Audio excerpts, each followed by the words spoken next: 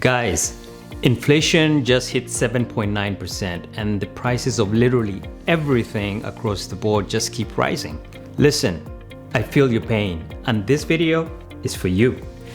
In this video, we'll answer questions like what is inflation, how does it affect investors, and discuss 3 specific investments that do well during periods of rising inflation to make you a better investor in 2022. So stay tuned.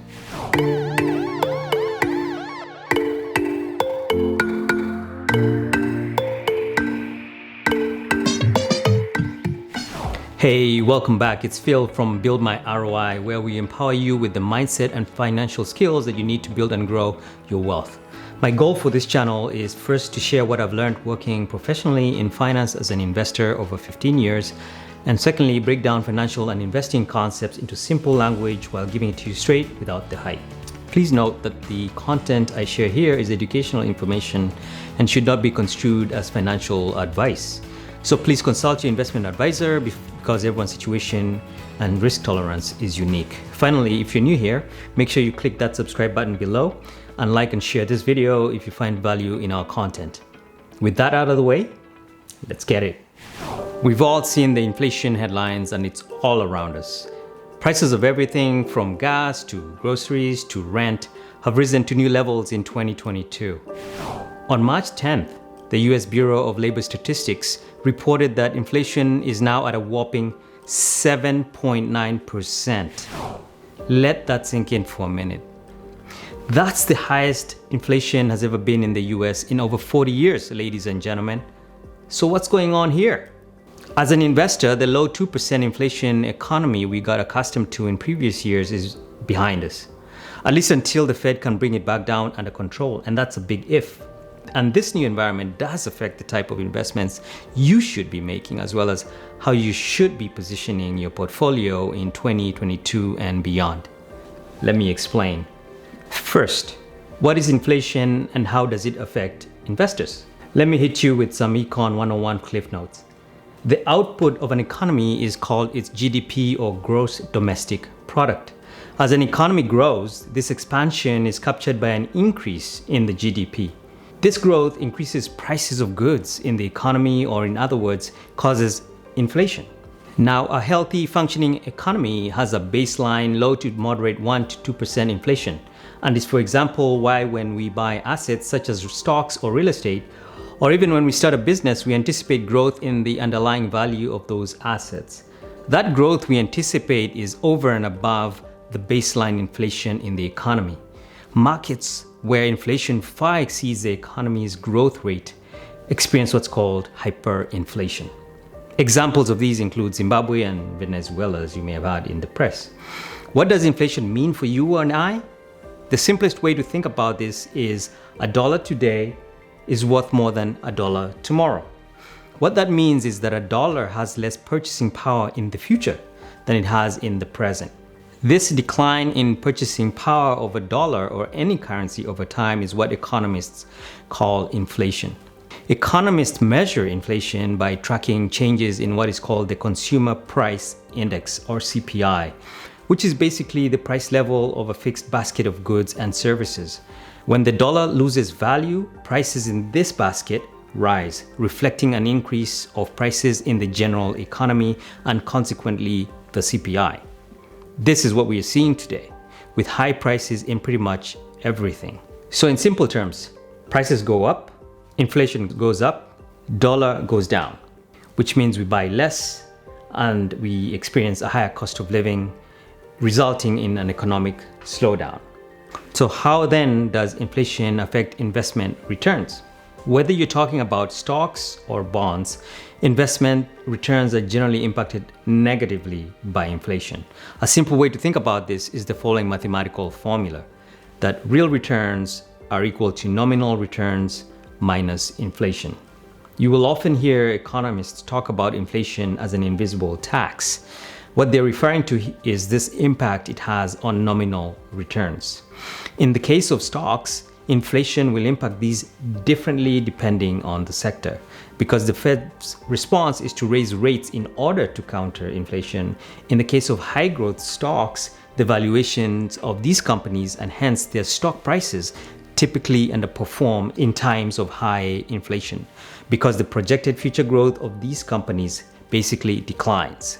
This is a key reason the high-flying tech stocks that were doing so well in 2020 and 2021 have fallen out of favor in the current stock market. What about for other stocks, I hear you ask? Well, we'll get to those later in the video. Now, how did we get here and what is the Federal Reserve doing about it? The last few years, the US economy and indeed the global economy experienced a major supply shock due to the pandemic, as well as a significant expansion of the money supply. Between 2020 and 2021, the US government printed record amounts of new currency, about 13 trillion with a T dollars, which went towards COVID, quantitative easing, and infrastructure. More recently, the Russian invasion of Ukraine has impacted the supply of commodities like oil, natural gas, and wheat. The combined effect of the currency printing and supply chain issues brought on by the pandemic and the Russian-Ukraine invasion is the source of the inflation that we are now experiencing. Now, one of the tools that the Federal Reserve uses to manage inflation is the Fed funds rate, which is the basis of interest rates in the economy. This is why you're seeing the Federal Reserve start to hike the Fed funds rate, the result of which is higher borrowing costs in mortgage rates, student loans, credit cards, and so on. So now that we know what inflation is and how it affects investments, and what the Federal Reserve is going to be doing to counter it, the following 3 investments are going to be something for you to be considering at this time to build downside protection for your portfolio in the current environment. So listen up. And if you stick around at the end of this video, I will share an additional bonus investment that you can add to your portfolio to lower its volatility. Let's dive in. Number 1, stocks and ETFs. Investing in stocks generally and the S&P specifically is an inflation hedge, but I'd like to break this down further into 2 categories. First, stocks of companies that produce or sell energy or commodities. These stocks are notable as strong performers in an inflationary environment because their underlying product will benefit from higher revenue growth due to higher energy or commodity prices. Examples are oil and energy stocks, suppliers of industrial inputs like steel, agricultural produce and commodities like corn and wheat, and so on. Similarly, ETFs of these energy stocks or commodities will also do well. Now, broadly speaking, non-growthy companies will also do well in an inflationary environment if they are able to pass along price increases to their customers. That's the key, being able to pass along price increases to their customers. Secondly, high growth companies, especially those that are not profitable, not cash flow positive, or have low margins, are not able to pass along price increases to their customers and least likely to perform well. Factors like profit margins and changes in raw materials or labor weigh into how these stocks will perform in the current economic environment. If you're finding value in this video, please click the like button, subscribe, and share this video to support our channel and mission of financial education for all. Number 2, real estate and REITs. Real estate has a low correlation to stocks and has a positive correlation with inflation. These 2 factors make it an attractive asset class that acts as an inflation hedge. A good rule of thumb to remember is property values increase as inflation rises. There are a couple of ways to see how owning real estate can benefit from inflation. First, if you own and live in your own home, well, you purchased this property and you probably locked in a fixed rate mortgage. As inflation rises, interest rates in the economy will also rise. However, your fixed rate mortgage payment remains the same. You benefit from the fixed rate that you locked in at the time of your purchase, which is discounted from prevailing market rates as they rise. This discount on your interest payment means relatively lower interest payments, and when combined with increases in the property value, results in a lower loan to value or LTV.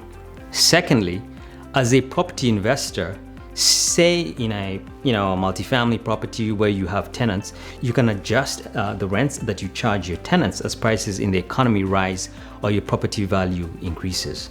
If you don't buy real estate, or you could also purchase what are called REITs or real estate investment trusts.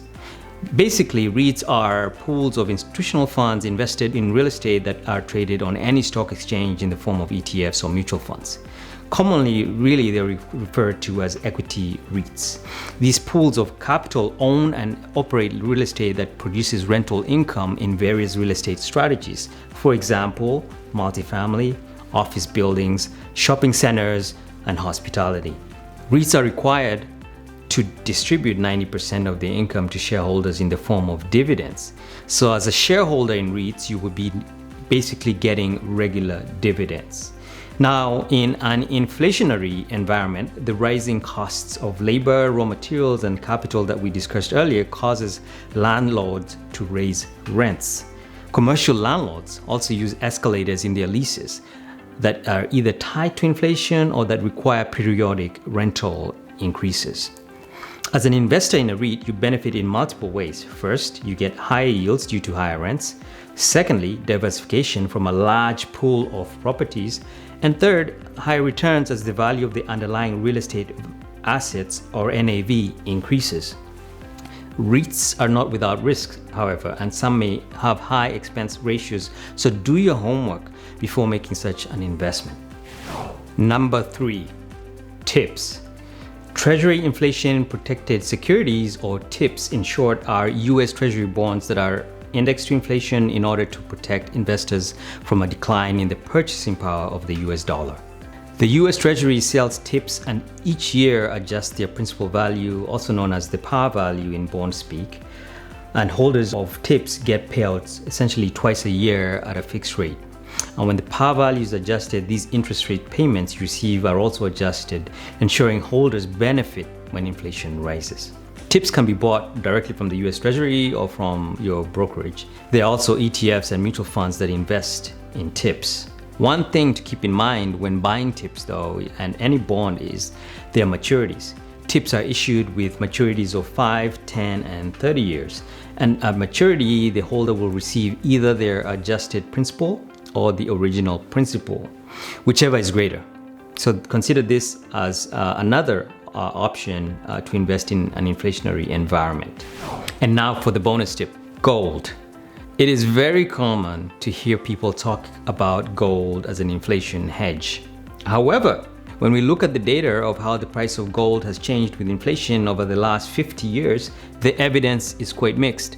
In fact, gold's correlation to inflation has been about 0.16% for this 50-year period, which is relatively low, and actually drops to 0.07 for the last 15 years. To keep things simple, what this basically means is that gold prices do not rise with inflation, as commonly thought or at least held by many, at least in recent times. I will include a link to this data in the description box below. Now, does that mean gold does not belong in your portfolio? Of course not. There are two important reasons to own gold: a gold ETF, like GLD or even gold miner stocks. First, for diversification.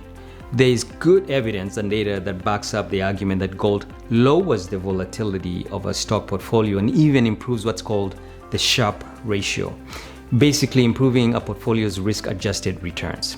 However, the magnitude of its impact is largely dependent on the period that we are looking at in our analysis.